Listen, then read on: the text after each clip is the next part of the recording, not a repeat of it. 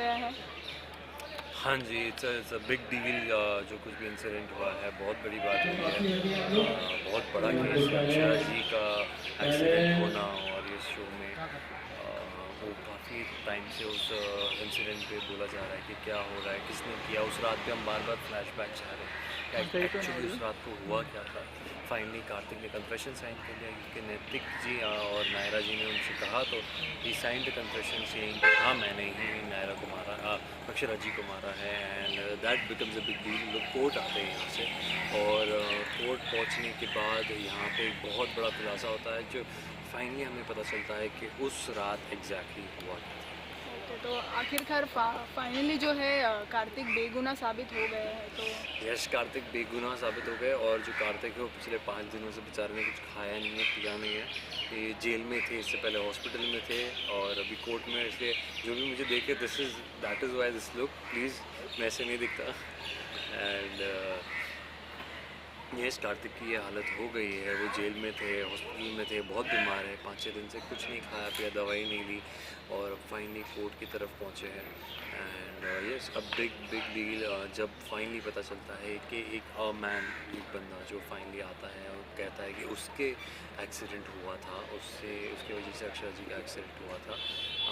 And उसके बाद जब वो पीछे देखता है तब कार्तिक का एक्सीडेंट होता है, वहाँ पे दूसरी गाड़ी का एक्सीडेंट होता है। तो इसलिए वो भाग जाता है वहाँ से ये सोचकर कि अगर एक्सीडेंट हुआ है तो ये जो लड़का जिससे दूसरा एक्सीडेंट हुआ है, कार्तिक बैरिकेड्स में अपनी गाड़ी एक्सीडेंट कर देते हैं और फिर उन्हें देखते हैं कि कोई दूसरे का एक्सीडेंट हुआ है। तो ये फिगर्स के उस पर सारा शक चला जाएगा, उस पर पूरा शक जाएगा, तो ही रन्स अवे।